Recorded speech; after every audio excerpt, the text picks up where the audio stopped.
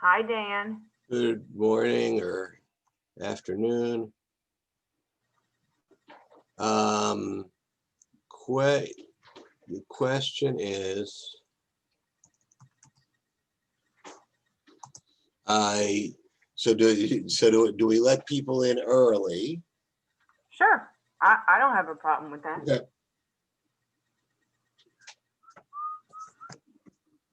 Are there people wanting to get in? There's just one person so far. Okay, sure. And they may have just turned their computer on and not. Oops, what just happened? There we go. All right, I'm going to make you a co-host so you can mute and unmute yourself. Oh, okay. If I mute everyone, then you can unmute yourself. Okay, if I start talking and I don't unmute me, can you unmute me? I don't think so. I think I can just say, Cindy, unmute yourself. Oh, and let me pause. Okay. So we are recording this session for those who may want to refer to it later or those who didn't get a chance to sign in today. This is another one of the Temple Beth Torah Lunch and Learn. We're delighted that you're here, and it's an important and difficult subject. We are going to cover a lot of information in a short amount of time. You don't have to remember it all. There's no test about it. It's just just preliminary. The idea is that all of our lives are going to end someday. And all of us have dear ones who we're going to be, who we may be preparing for that time. And it's a difficult and stressful time, obviously. And what does Judaism say and do about it? And where do we find both our Jewish comfort and the Jewish rituals? The Jewish tradition hopes to, I believe, have rituals that give us comfort. And so that when we have a ritual that is designed to give us comfort. I remember a friend of mine once said, when her father died, when she came home after the funeral, somebody grabbed her, said, "Here, wash your hands and eat an egg." Those are two traditions. They're customs. They're not laws, but it's a custom that people have gotten used to. And what my friend said was, she said, "I'm glad someone told me what to do. I was just in outer space and I didn't know what to do. Maybe I wouldn't have forgotten. Maybe I would have forgotten to eat that day. And eating an egg gave me some protein. The egg is a tradition about the cycle of life. I'm hearing an echo. Do you hear an echo in my? Yes. Yes. Yeah. Is it better now? Okay, I don't know what happened. It was just for a moment. So the egg is a custom. We do it on Passover for the rebirth of our people after slavery. And we eat an egg as a custom after a funeral to remind us of the cycle of life, to remind us of the beginning and end, but in part because it's a nutritious way if we're not sure what to do. Another thing about not sure what to do, there is a phrase, "May you be comforted among the mourners of Zion and Jerusalem." This is a phrase that people say to people right after somebody dies as a standard phrase that if you don't know what else to say, here's something to say. And this is part of what the Jewish tradition gives us. I'm gonna just mute it. It's part of what the Jewish tradition gives us. Obviously, the most stressful time that any of us can face is when somebody is ill and it's possible that they may be dying. I personally am a great believer in hospice and palliative care. It is, the term has actually, people have a misconception that when somebody goes into hospice, it means that you've given up and you believe that they're on death's doorstep. Hospice is now called hospice and palliative care. It's more about making somebody comfortable when drastic measures to save their life isn't giving them a quality of life.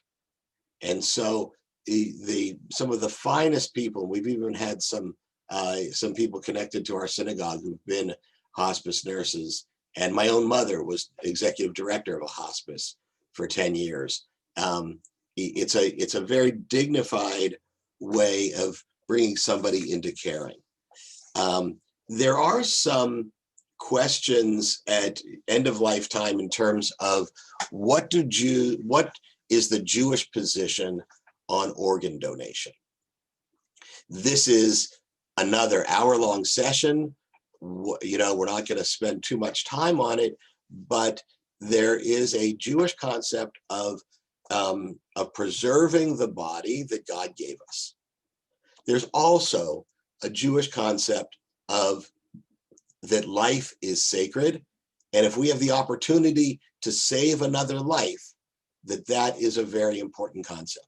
And so there have been discussions and disagreements, but in the past, I'd say 15, 20 years, many of even the most traditional Jewish leaders have come to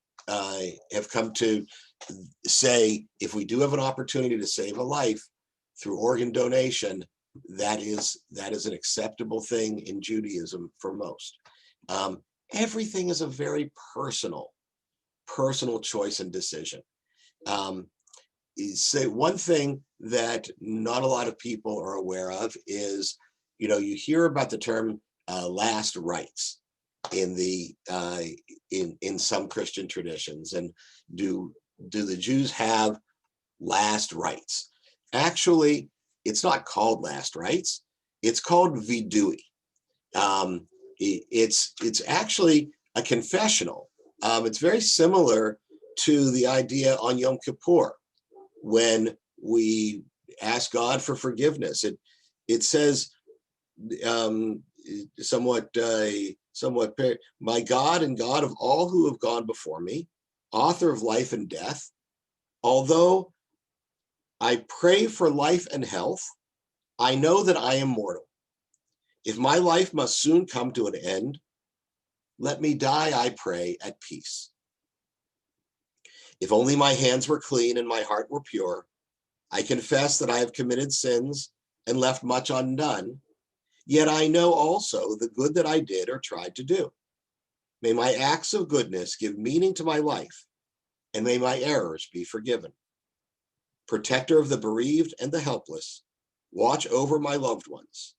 Into your hand I commit my spirit. Redeem it, O God of mercy and truth. Now, this is a prayer that is written in the first person, and it is not really expected that somebody knows that they're going to die and would be able to recite that prayer. But if they are, it can be recited for them. It can be given to them. The tradition is that if possible, it's meant to be recited by somebody. It can be recited for the person who is ill. It can be recited for them. Doesn't have to be a rabbi. Could be anybody, and it could also be paraphrased. But it's supposed to be something done 72 hours. You can't predict that, but that's the hope, that if you believe somebody is getting ready to die, that within 72 hours before that is when this prayer is to be recited, and then Shema as well. These are things that are part of Jewish tradition that I think are suggestions of how to make last moments when you don't know what to do, to give us something to do. When it comes to the funeral itself, there are traditions that go through the ages. One of them is the tearing of clothes. This comes from our ancestor Jacob, who, when he thought his son Joseph was dead, ripped his own clothes. And what strikes me about that particular custom is that it's a physical act, that emotions aren't always definable in words. And so it gives a physical act. Today, most people, although they're very traditional, do tear their own clothing. Today, most people, most American Jews, have a ribbon, a black ribbon that's generally supplied by the funeral home. And that is torn at the beginning of the ceremony. And when they wear the ribbon, it's kind of a symbol of my loved one is still connected to me and also torn away. But it also gives the mourner that physical action of doing something that feels almost destructive. You've torn something. And from Ecclesiastes, there's a time to live and a time to die, a time to tear and a time to sow. This is the time to tear because your heart is feeling torn. At the funeral, a lot of times people ask me, should I speak? And my general, again, another very, very personal decision, I generally think that I like to let the mourners be mourners and to not worry about, am I saying the right thing? Am I mentioning the right names? Do I look good? None of that's important. Although there are people for whom they really want to. There's an interesting phrase from the Quaker tradition that says no one should feel compelled to speak and no one should feel compelled not to speak. It's a very interesting phrase that is very telling. As I said, I think it's a beautiful time after somebody dies when you get together with the rabbi, whoever is conducting the funeral, and tell stories. And then let that person learn about your loved one. It's a wonderful time for somebody who doesn't know everything about your loved one to be able to say the things that make that person beloved in your eyes. And at the same time, if it's important to you to express yourself, then God bless. I had a funeral a couple of years ago of a 62-year-old woman who was mentally challenged, and her 90-plus-year-old mother insisted on speaking. And I said, well, if you'd like somebody else to read your words, she said, I'll take it under advisement, but I'm talking at my daughter's funeral. And that was what happened. The other thing is that if you don't want to worry about a formal speech, that later at a gathering, a Shiva minyan might be a time for informal conversation and telling stories. About the Shiva, the word Shiva means 7. So it's meant to be a 7-day period. Many people today don't do the full 7 days. They abbreviate it to 3 days, or maybe even have just one service that they call a Shiva minyan. And once again, it's the kind of thing that is a very personal choice, and it's designed for comfort. It's designed for a reason. That if you spend 7 days in intense mourning, greeting people, by the end of that week, you're sick of them and you're ready to move on. And the custom after the week of Shiva is to walk around the block. Again, not a law, not what we call halakha, Jewish law. It's a custom. But to walk around the block to just transition from one part of mourning to another. The first 7 days is the first step. Then there's another period called Shloshim, which means 30. It's the first month. And during the first month, people are recommended not to go to parties or do celebrations, but to have just a more sedate lifestyle. And at the end of 30 days, there's another transition. The unveiling of a tombstone is often done within 1 year.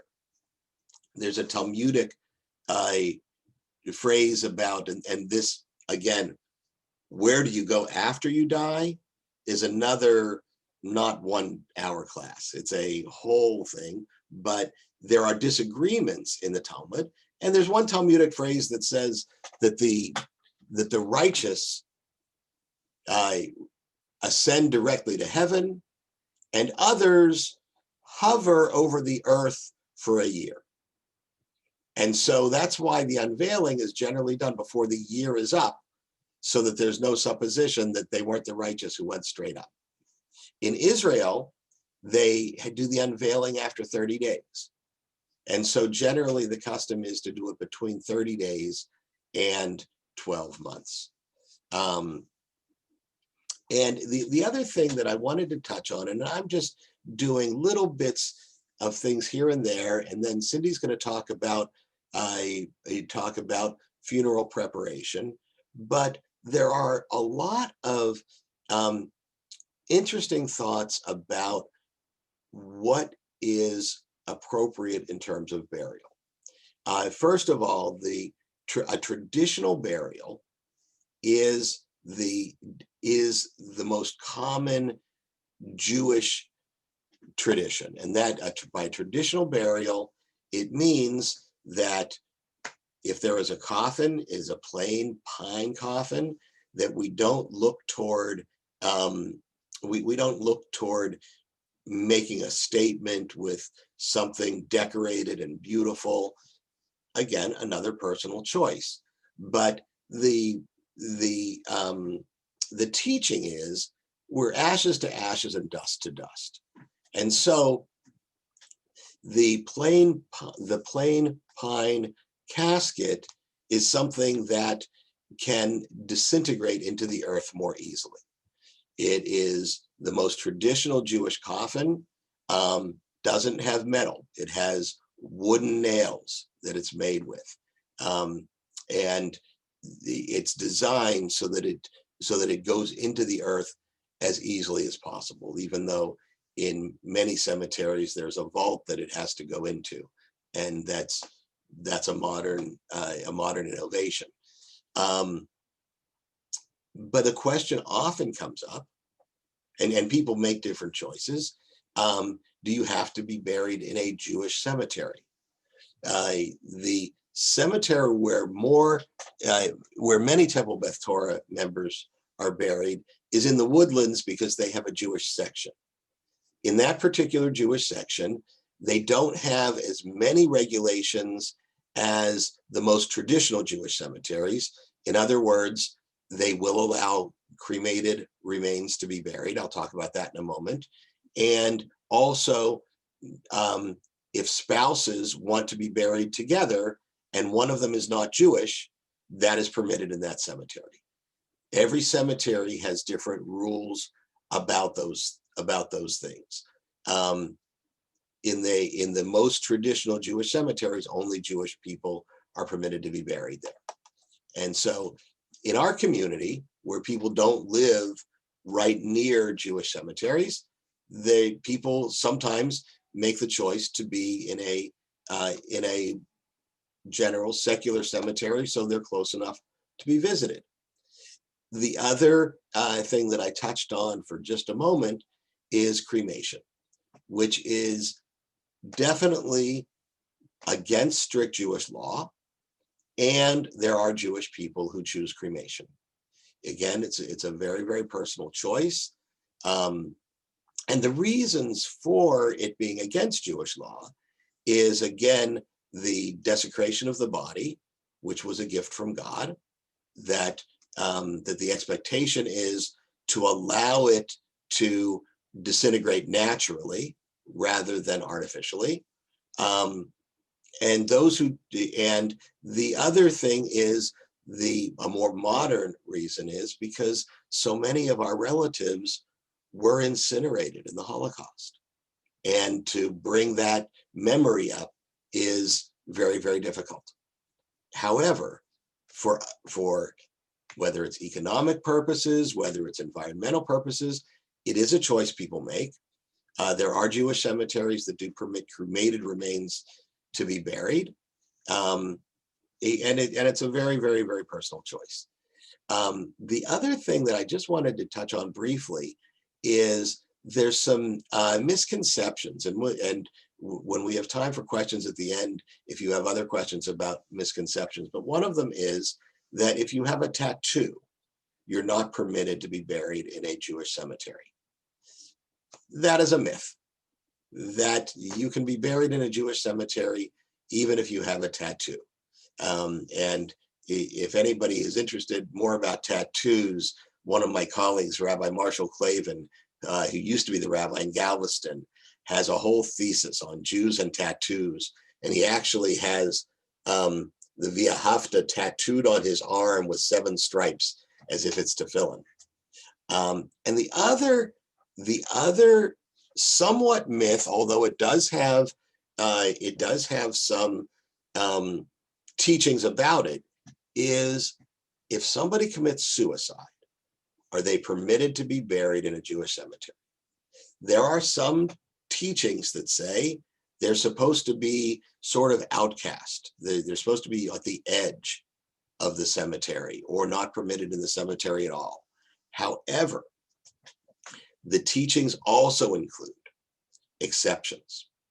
And the exception is that if the person who committed suicide suffered from mental illness, then all rituals, all the rights that are afforded any person who passes away are afforded that person as well, because the mental illness was not their fault. And so anything that is prohibitive in Judaism, there's often an exception to it that brings compassion into it. The older superstitions of burying them on the outside was a superstition of, is this something contagious? Is this something that might happen to somebody else? And we know that mental illness occurs, and some people have that horrible thing where they end up taking their own life, and the mourners should not be punished. They've had a hard enough time. So that is just a little bit of frequently asked questions that I wanted to go over quickly. Now I'm going to turn it over to Cindy Mandel Kaplan. You can unmute yourself, please, Cindy. And she is from Houston Jewish Funerals, which is one of 3 funeral homes in Houston that specialize in Jewish funerals. The other 2 are Levy's, which is part of SCI, Service Corps International, and another privately owned one is Sid Waldman Funeral Homes. And the idea of discussing things with a funeral home beforehand takes away a lot of that pressure of what happens at the most difficult times. And Cindy's going to talk a little bit more about that. Thank you, Rabbi. Good afternoon. And it's a pleasure to be here and see all of you smiling individuals. I have a question. What does death and dessert have in common? Well, I'm going to tell you, we can't go through life without either one of them. So I thought today that I would touch on 3 W's, the what, the why, and the who of pre-need planning. I don't know if any of you are familiar with the concept. I certainly wasn't. My husband was on dialysis for 30 years. We were married for 25. we certainly had plenty of time to discuss what his desires were when it came to his funeral. I wish that we had known about this concept. So, what is pre-need funeral planning? Well, it's taking care of your own funeral planning before you pass away. And what is a funeral pre-need plan? It's made up of two parts. Number one is the guaranteed services and merchandise that you pay for in advance that locks in the price from now for forever. Okay, that part A is what is provided by the funeral home. Okay, part B are the non-guaranteed services and merchandise that is provided by the funeral home, but is done by a third-party vendor, like the opening and closing of the grave, your death certificates, the Chevra Kadisha, etc.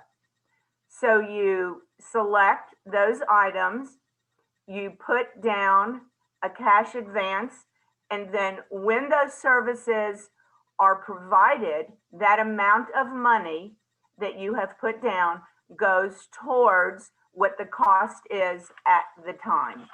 So that is what is. Why? Why do you purchase a pre-need plan? Well, we all have car insurance. We all have homeowners insurance. Some of us have an umbrella insurance. We have health insurance. Okay, well, it gives you and those you love true peace of mind. It also relieves your loved ones of a significant burden.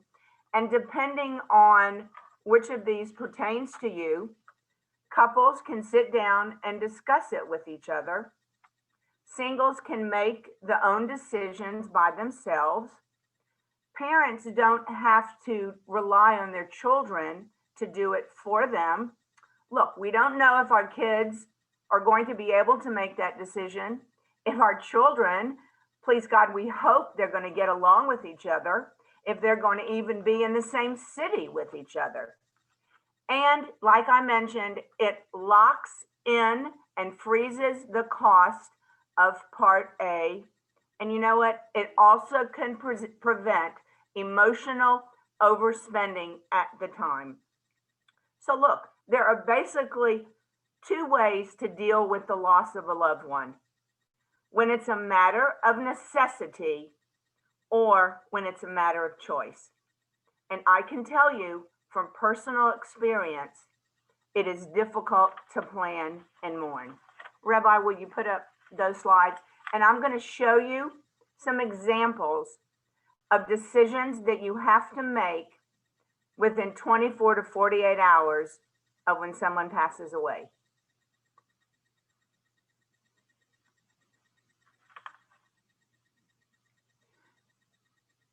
Okay, so we all have done this and we've gone through and we just do it so fast. But now you have an opportunity to look and think about these. Okay, you need to notify, these are examples, doctors, funeral directors, your cemetery, your synagogue, all your relatives and friends, the person's employer. You need to get in touch with the rabbi, the pallbearers, the insurance agents, newspapers, the attorneys, the accountants. In addition to that, you need to put together vital statistics, prepare, sign papers, addresses. You have to provide lodging and out-of-town guests. You have to get your home ready for visitors. You have to figure out car lists for the funerals. Okay, Rabbi, the next one. You need to decide on, some of these don't pertain, but if you haven't bought the cemetery and then the casket, the clothing, do you want the Chevra Kadisha? If there's going to be food, you have to write an obituary, the specifics of the service, transportation, and then some of these things on the other side. You have to pay for these things. pay for the funeral service? Has the cemetery plot been paid for? The transportation, the Shiva.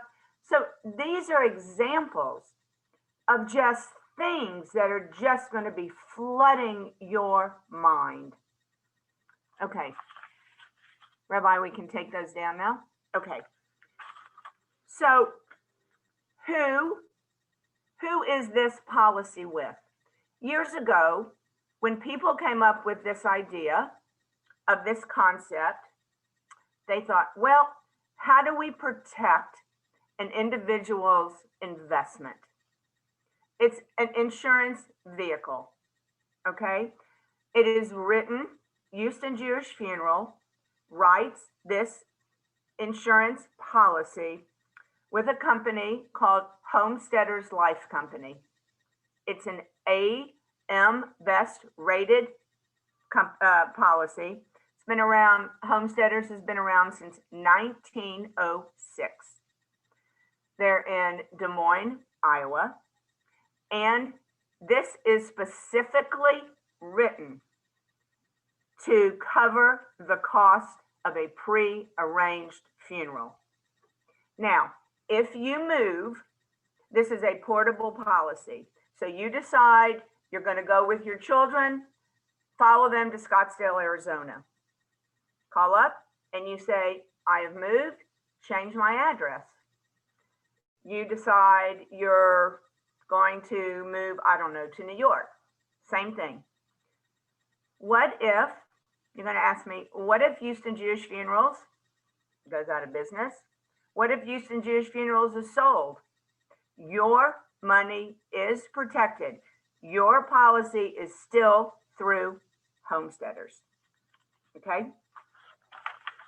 So when we meet with people, we have a very, very, very important tool that we use. It's called, I don't know if you can see this, it's called the Personal Wishes Organizer. And when I meet with an individual, this pamphlet helps you go through and make some important decisions. We talk about what you want as far as choosing your casket, as far as, do you want Chevra Kadisha? How many death certificates do you need? Where do you want your obituary? So what happens at the time of your death? Your children, your spouse, your friend will call, and one of our funeral directors is always on call 24/7 and say, my mother, my friend, has a pre-need policy. This is her name. We have a cemetery plot at. We would like Rabbi. Great. We will call you back and let you know when the rabbi is available. We have already have a vital statistics form. We know when you are born and when you da-da-da. And you have also written some information in this. This is yours. You would keep it with where all of your very valuable pieces of information are. And it is really, then you can go and you can start mourning. You can be with your family. It is a wonderful thing to do.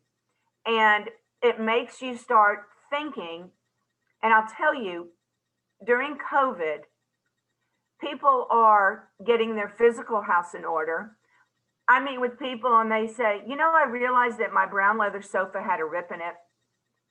And then they say, you know, now I need to get my house in order. And this is just part of it. So I would love to answer some of your questions. So what are they? Yeah. And I also want to, first of all, thank you, Cindy, for taking the time. I also want to mention, Cindy had mentioned a couple of times about the Chevra Kadisha. And the Chevra Kadisha, the term literally means holy friends. Kaddish, holy Chevra friends. And the Chevra Kadisha are the volunteers there is a cost involved for supplies and some compensation, but for the most part, it's volunteers who wash the body in a ritual way, who prepare it in the way that Jewish tradition has described.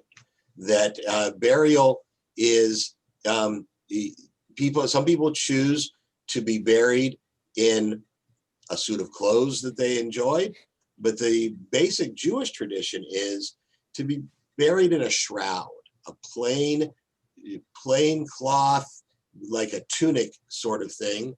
And the Hever Kadisha, they have the ritual way of preparing the body, and they also stay with the body that is, they stay with the body and between the time they pass away until the time of the funeral. And what they do during that time is usually recite psalms. And it's a custom that just so that the body is not alone. And again, it's a choice in terms of how traditional you want it to be, and it's one of the things that you discuss with your funeral planner. And so that is that's one of the things that, and prior to that, we can talk privately as well. A question came in through the chat about the vault, that in most cemeteries in Houston, they do require a vault, a concrete vault for the casket to be put in.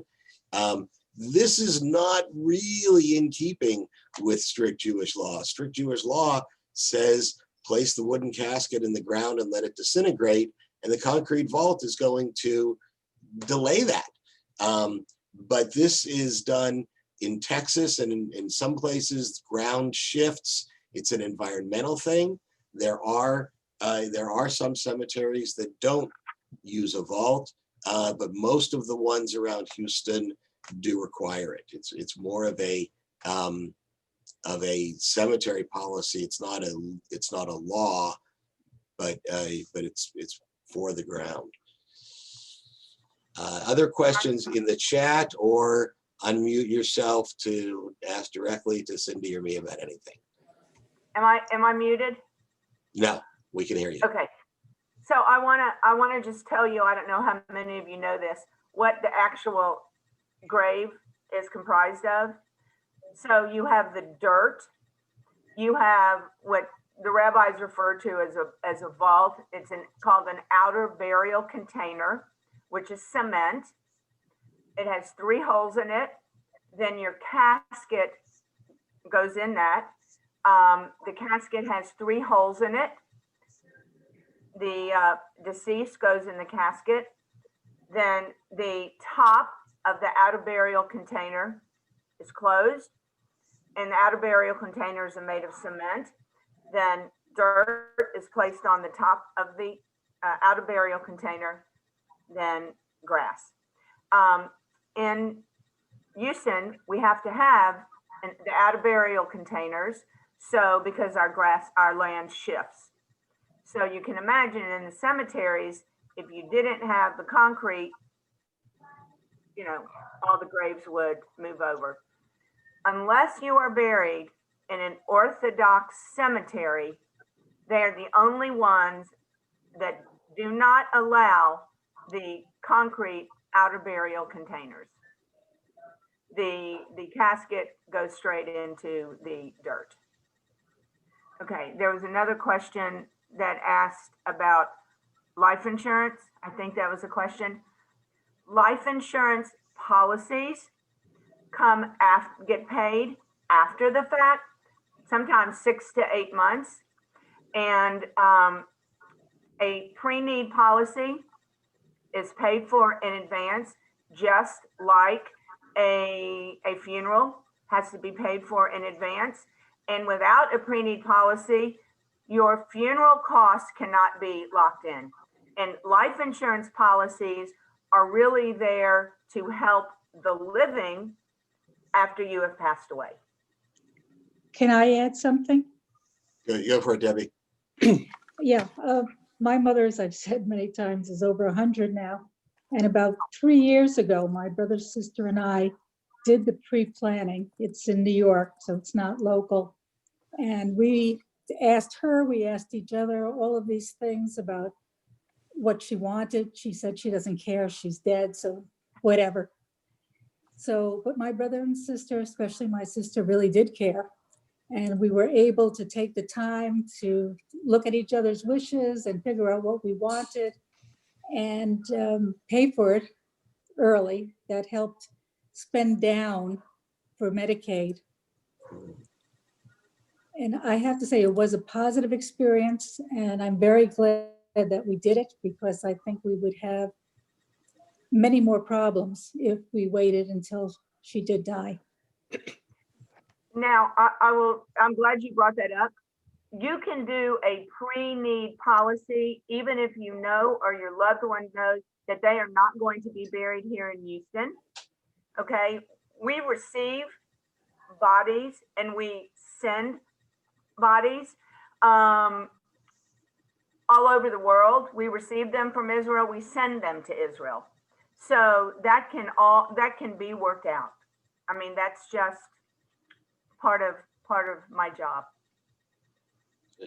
So there was a question about the concrete container that is placed in the ground before the casket. Oh yeah, yeah. That is part of the grave preparation. When you come to a funeral, most people don't even realize it. They realize it when they hear that thump. That's when they realize, oh, what is that noise? And so another question came up, is the personal wishes organizer, and my guess is that each funeral home probably calls it something else, but every funeral home has a pre-planning kind of packet. Is it a legal document, and are powers of attorney mentioned in it? No, it is something that when I meet with someone, it's a tool that I discuss with them, and it is something that I discuss with someone, and it is for them to keep. Okay. And you also mentioned about being portable in terms of going to other places. Is Israel included in that? Can someone purchase a policy here and be buried in Israel? Mm-hmm. Okay, very good. Cindy also mentioned about the ritual of placing earth on top of the grave when you're done. That's something that a lot of people are familiar with. What I find interesting in that particular ritual is, for me personally, I like to find meaning behind the ritual without just doing the ritual. Why is it? And I find that the placing the earth on top of the grave is another example of doing a physical act, that you are participating in helping your loved one transition from this world to the world to come. As I've been part of this many times and listening to other rabbis, etc., I think of it as that personal physical act. It's a mitzvah. A mitzvah is a sacred obligation, a commandment that we do. It's a mitzvah to place earth on the casket of somebody who's passed away. The interesting thing about this particular mitzvah is it's a kindness that cannot be returned, that this isn't something they can do for you. And so it's the purest kind of mitzvah because there's no expectation of any kind of reciprocity.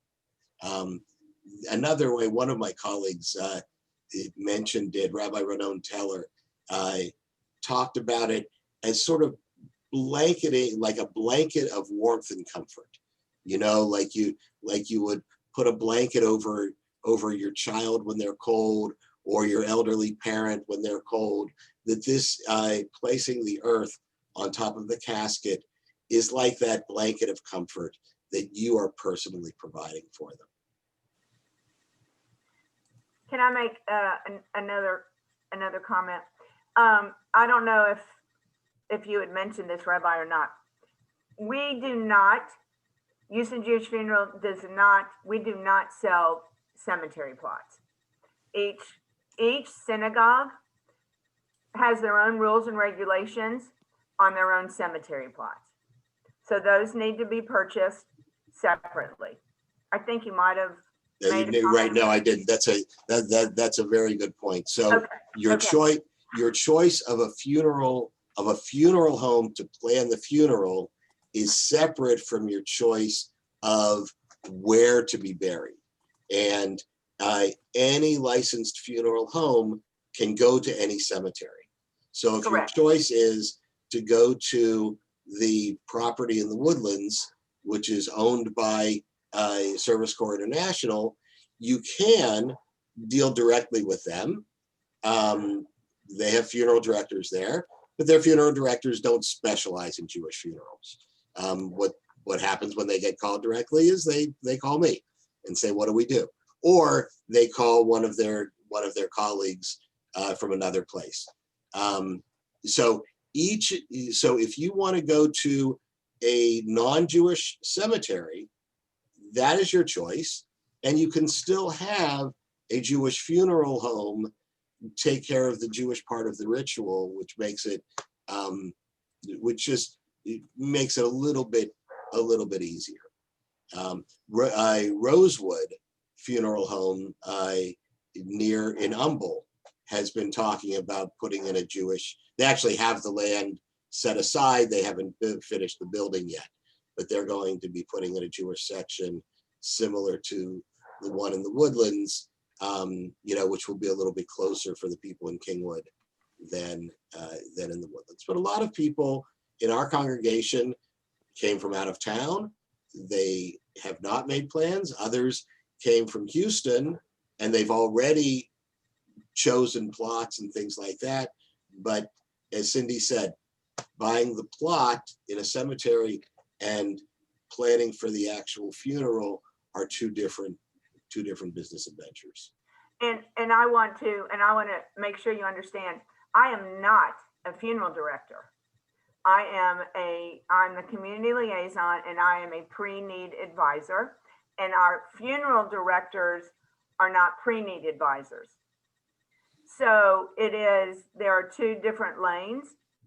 And of course the funeral directors know how to do funerals, but they're different responsibilities. Yeah, the funeral director is the one who manages things once the death occurs, right, and takes care of contacting the clergy, of setting things up with the cemetery, and all the logistic things. Right.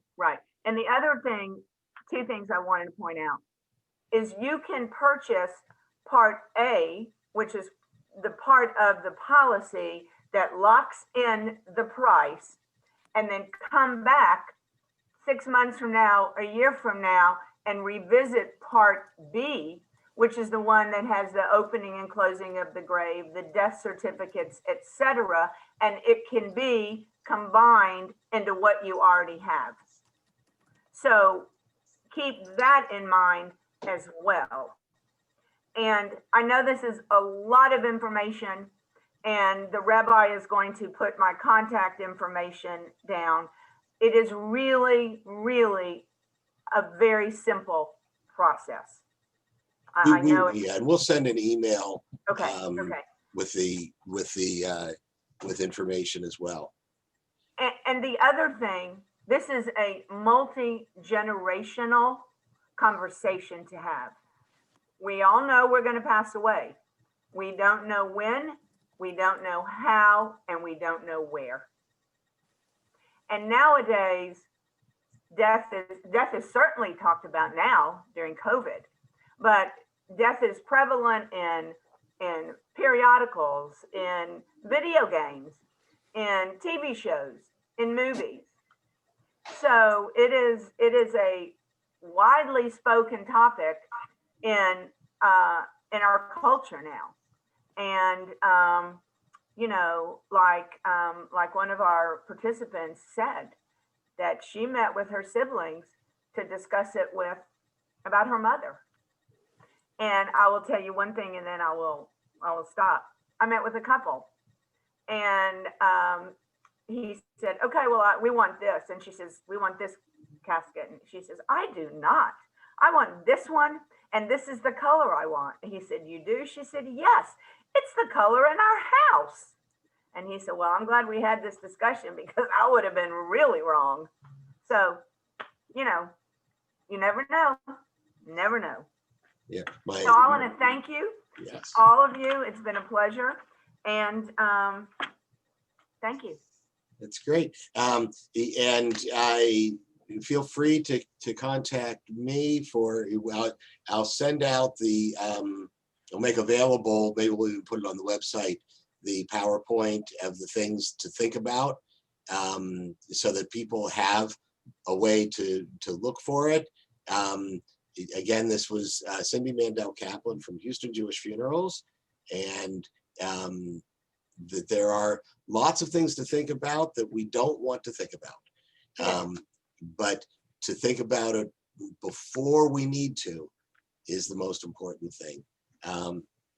Also want to remind everybody that tomorrow night is Shabbat. We're going to have a wonderful Shabbat service at 7 o'clock.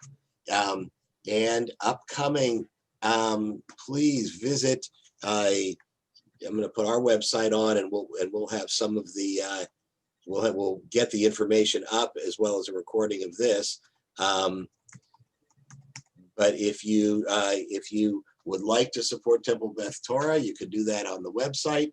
But the exciting thing is we've got a big fundraiser coming up December 6th, honoring High Penn as our Ner Tamid, our eternal light.